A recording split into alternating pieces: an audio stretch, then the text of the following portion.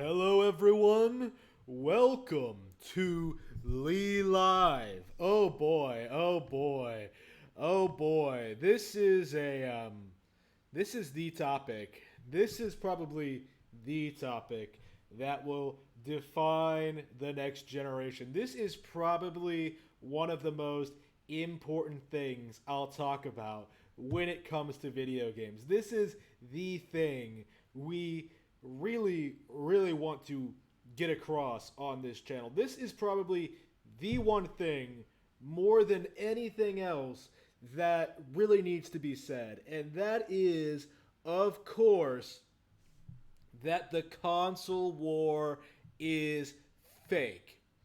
Completely fake. No one actually cares about what video game console you play on. It is a manufactured thing, a completely fabricated concept created by game companies to try and sell you products. That is the long and short of it. Like, Sega knew they could not compete with Nintendo, and so came up with this slanderous ad campaign, this artificial rivalry between Nintendo and Sega, and plebs, non-gamers who didn't know any better, bought into it hook, line, and sinker. And since then, we've seen a continuation of that practice. It's so interesting how there are so many Nintendo fans who don't have a problem with Sega, don't have a problem with TurboGrafx 16, don't have a problem with, even PlayStation and Xbox to an extent, PC, and yet we always see these other companies, right? These other competitors in the industry, the lesser companies, the lower end of the spectrum, right? Especially PlayStation, they always come out and try to say that Nintendo is for kids. PlayStation is the only place to play games. Nintendo is stuck in the past, and they should develop for Nintendo should develop for PlayStation. In fact, I heard someone say that today, and it really angered me. And so here we are, another console generation, and here we have an entirely new fake thing. Now that we both know what the PS5 is and what the Xbox Series X is, it's it's unbelievable. Like, we're going through the exact same bullshit we've gone through for the past several generations, in which a bunch of people are arguing about the insides of a console, like how powerful it's going to be, how well it's going to run games, how many frames it's going to have, how many titty flops of power. Um, they're like arguing about which game, these identical games, are going to have identical, which of these identical games is going to be superior on a certain platform. Like, they are seriously dedicating a severe amount of time and effort into this, into creating this false rivalry between Xbox and PlayStation. They are desperately trying to keep the conversation away from what actually matters, and that is the games. Like, when you get right down to it, when you get right down to it, like, Nintendo Switch has games. Like, that was a tagline at the Game Awards, and it was probably the best tagline they could have gone with, because we really have reached the point where PlayStation and Xbox don't have any games at all, and yet you're still expected to be excited for the next console generation. When Nintendo Switch is killing it right now. Nintendo Switch is the clear console winner. It has all of the best games. It has all of the third-party games that are overhyped on PlayStation and Xbox. Like, even the highly vaunted, the highly esteemed Doom Eternal is on Switch. Nintendo the console war seems to exist primarily to push this narrative that PlayStation and Xbox are the big boys of the industry, and that Nintendo is at best an interesting sideshow. Like that is the purpose of the console war, to sort of devalue to sort of devalue the Nintendo consoles, to keep the narrative away from them. We've sort of seen this already with Bayonetta versus Devil May Cry. It's so interesting how Devil May Cry fans will swear up and down there's nothing as good as Devil May Cry on Nintendo, when Bayonetta is clearly better,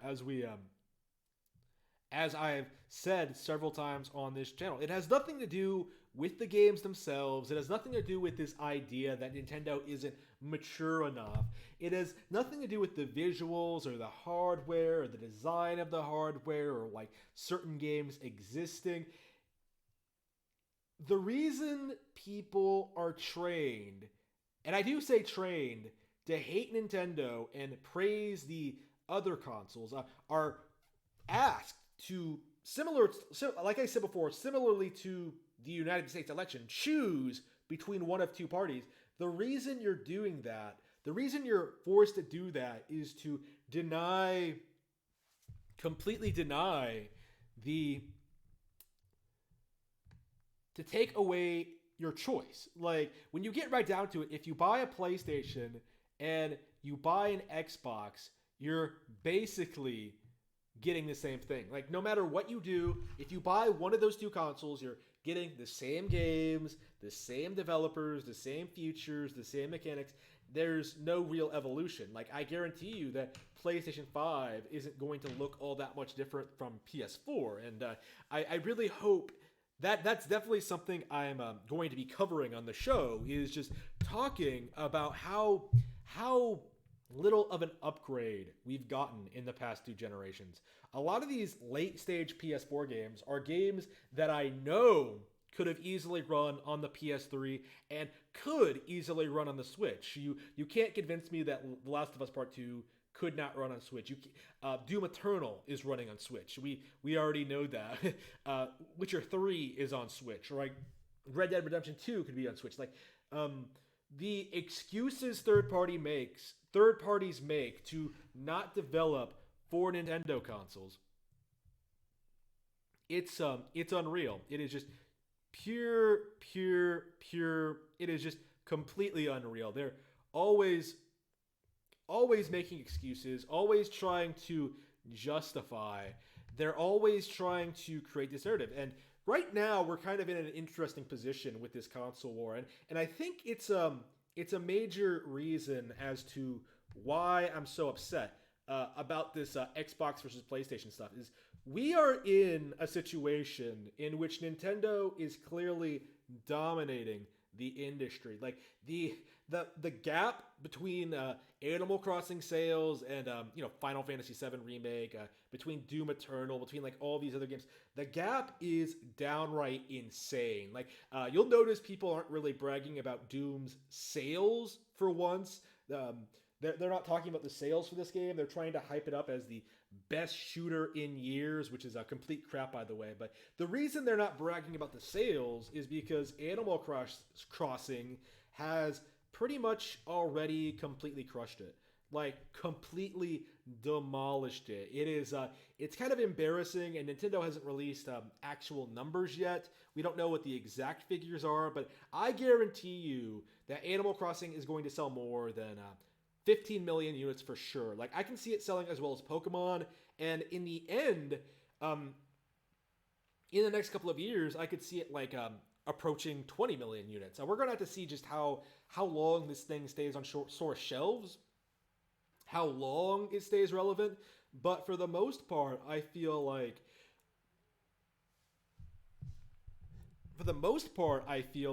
oof, Nintendo's killing it. And there are rumors, I hate saying rumors. I feel as if we're going to get a Nintendo Direct soon So once that happens, we're going to be in a situation where Switch is basically in the middle of its heyday, right? Like we're in a position where we can expect big Nintendo announcements very, very soon. In fact, if it wasn't for certain situations with Captain Trips, with certain world events, I think we would have gotten a direct already.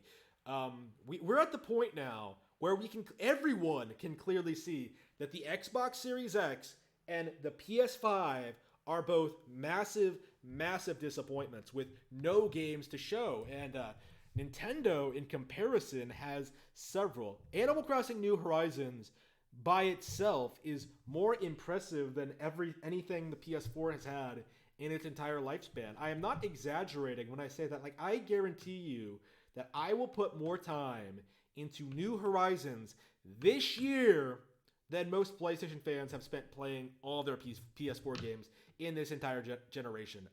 I guarantee you that. Like, there is no way. Like, how long is Spider-Man? Like, what, 20, 30 hours? I'll probably be putting like something like, let's see, assuming I play 1 hour a day of Animal Crossing. Assuming I play 1 hour a day of Animal Crossing every day for a year, that's going to be 365 hours. Like, the PS4, it has like what, 5, 6, 7 games? Probably not even that many. That's probably a bit generous, but it has a couple of 40-hour games. That's probably pushing it. 20 to 30 hours is probably a bit more reasonable. If you play all of those games, it's going to take you like, what, 120 hours for all of them spread out across like 5 years. Animal Crossing alone is going to get more mileage out of all of that. And I do think we're sort of at the stage in our gaming community here where people are noticing this. People are realizing that Nintendo games are better, that they're more fun, they have more variety, they appeal to different audiences. It's I remember when I offhandedly mentioned a while back how Nintendo could make something like Style Savvy popular, and certain people, Video Game Lover 58, did an entire live stream like shitting on me for talking about positively about a fashion simulator. But my point was that Nintendo can make games that appeal to different people. It really does feel at this point that other than the die-hard, dedicated fanboys of PlayStation, of Xbox, there isn't a whole lot of enthusiasm for these upcoming platforms. It feels to normies and even to experts like me, master gamers, you could say, even to like high-level players, it feels like more of the same. Like there's nothing about the PS5 that really intrigues me. Like they're trying to sell us on backwards compatibility for PS4 games, the console that didn't have games to begin with. Like everything I want to play on PS4, Shenmue, Nier Automata, Yakuza 0, they're either available on Xbox One or will be available on PC. Like Horizon Zero Dawn is coming to PC. Like if I really, really wanted to play Horizon Zero Dawn and mock it for the piece of derivative shit it is, like I would just get it on PC. It's becoming a complete joke to seriously defend PlayStation or Xbox, and yet this fake community is pushing PS5 versus Xbox Series X specs. Like, when have the specs ever mattered? Like, so many people will talk shit about the Wii, the GameCube, the N64, when the Nintendo DS. Like, I remember people shitting on the Nintendo DS, one of the most popular consoles ever, because it doesn't look as good as the PSP. It's shallow, it's lame, it's uninspired, and it just does not really support the reality. Like it's not this spec talk, this console war talk. It doesn't feel as if a bunch of people who play video games are getting together and talking about their favorites. It feels like a bunch of corporate shills going up against each other to try and sell people on their product. Like that's it. That's all this is. It has nothing to do with the console themselves, how much you enjoy it, how much you enjoy playing it, how much you enjoy the IPs. Like it's just, oh, it's popular, so I have to go out. I have to go get it. I have to control it. I have to damage control it. And yeah, that's a really good point. I was going to bring that up. The PS5 is just a PS4 Pro Plus. That's actually the exact way I would have said it. Actually, maybe I would have said like Super PS4 Pro or like a PS4 Pro 2. Like I don't know what I would have said exactly, but yeah, that is exactly how I feel. Like this is not a new console. Like this is nothing more than Sony trying to sell you an upgraded PS4, trying to get PS4 owners to buy a new platform from them because PS4 sales are slowing down and they need to stay relevant. They need to do something to try and remain competitive, and they just can't do it. They can't succeed. They are simply not relevant enough, and that kind of goes into what I was saying earlier about this PlayStation and Xbox as a whole. In that the only reason they were ever able to compete with Nintendo is the sheer amount of money they were willing to pour into trying to make their consoles successful. I think a lot of people don't really understand how expensive, like, having DVD players, selling all your consoles at a loss, having all these multimedia features. Like, I don't think a lot of people understand how much money that takes and why Nintendo never did it. Like, to this day, they have not released a console with a DVD player, and for good reason. Like, I remember back when the GameCube was out, people were using that to the Wii as well. People were using that to weaponize against the consoles. Like, oh, I can't play DVDs. How dare you? And funny, like Netflix became relevant around that time, and yet nobody really brought up that like the Wii could run Netflix perfectly fine. It's in fact, I'm told Netflix was actually quite popular on Wii in the early days. I'm just, there are all these excuses, right? Like, it's so amazing how Sony fanboys today will still bring up stuff like, the DVD player in the PS2 as like a reason to own a PS2, and then ignore Wii's Netflix. Like, you know what I mean? Like, it's the same thing. I would say the Wii Netflix is probably superior considering how it works and all that. But I just, ooh. These people essentially arrived at a conclusion before the consoles were even out. Like, I remember, man, like Xbox 360 fans were hyping up the Xbox 360 before it came out. Like, people were shitting on the Wii before it came out because game journalists were setting that up. They were trying to keep the PlayStation relevant. They were trying to keep people like invested in the PlayStation Nation and what things were going on in Sony land and doing all this crazy stuff. They were misleading customers about where things were going, and I feel to this day that a lot of legitimately great Wii games were completely overlooked because of this mindset, because people were so blinded by this fake console war. They didn't seriously look at the games and realize that Nintendo was superior. Like, the console war, you're arguing over pixels, essentially. Like, I don't even know what the sort of argument between Xbox Series X and PS5 is. It just feels like a duty thing at this point. Like, oh, we've always fought over this. It's just like, what do these numbers even mean? 1.31 titty flops, Xbox One. 1.84 titty flops, PS4. Holiday 2020. Yeah.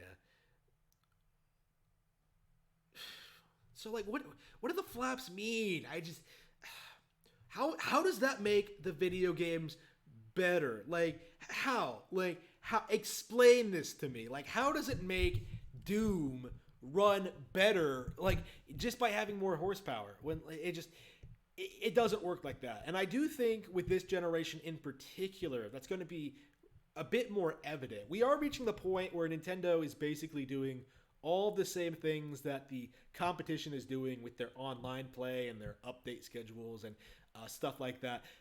Open world games, there's no real justifying this anymore. There's no more saying that like, oh, Nintendo doesn't make the games I like. They have the fighting games, they have the open world games, they have the online shooters like Doom. Okay, so Doom 2016, right? I was probably going to wait until tomorrow to talk about this. I guess I could mention this now offhand, but Doom 2016 is being hyped among the Bethesda community as being one of the best shooters in years, and Doom Eternal is that one's even better. There are a number of better shooters on Nintendo consoles, but because people aren't aware of them, because people don't bring them up, even the one that outsold Doom by a pretty noticeable sum, Splatoon 2, isn't really talked a lot among these circles. Like, it's just buzzwords. Like, Doom 2016 was overhyped because Bethesda has had really nothing else coming out like for years. Like when you get right down to it, like what have they made in the past couple of years that has been relevant? Like Bethesda has been like on a downward spiral since Skyrim. Like, you know, Fallout 4 was a step back. Like we still don't know anything about the Elder Scrolls 6. The Evil Within was a disaster. Like a lot of their other franchises are failing. Like the only thing that really seemed to do reasonably well was the Doom reboot, and people have just taken that and ran with it. It just you see people do that with Xbox and PlayStation all the time, and you never see it with Nintendo, right? Like in fact, you see the opposite when runaway Nintendo hits like Splatoon, ARMS, Link's Awakening, Super Mario Party. Did I say Splatoon 2? When these huge Nintendo games, right? These Astral Chain, when these big Nintendo exclusives come out and nobody talks about them, it's all fake. It's all artificial. Like this entire console war, it's nothing. Like you're not talking about the games, you're not playing the games, you're not seriously considering playing these games. You're trying to defend your brand. You're trying to defend your corporation. You're trying to root for your team. It's like rooting for a sports team. It really is. Like Microsoft and Sony have you trained to sort of repeat their buzzwords and like attack their competition and try to discredit Nintendo over and over and over again. It's just unreal. It's just despicable when you get right down to it. It's just unreal. All right. I think that's everything I wanted to talk about today. Yep. All right. So, yep, I just wanted to talk about that. All right. So, oof. Uh right. The console war has it needs to be called out for what it is. It is primarily a marketing tactic. It has nothing to do with like it's not an actual consumer based thing. You know what I mean? It's just corporations weaponizing their consumers against each other. That's all it is when you get right down to it. And when you understand that, it's really impossible to take it seriously. Like, all PlayStation and Xbox fans are doing is just repeating whatever their companies tell them. Like, they don't do what I do and sort of like go against the grain and like do things that their company may not approve of. You know what I mean? Like things that may go against their agenda. Like they'll support the microtransactions. They'll buy the DLC. They'll support like pre-order bonuses and paid online and all of this stuff. when you get right down to it, the best thing to do is just move on. Like, it is time to acknowledge that the Xbox and PlayStation is over and that Nintendo is the future. Thank you for tuning in. I will see you all.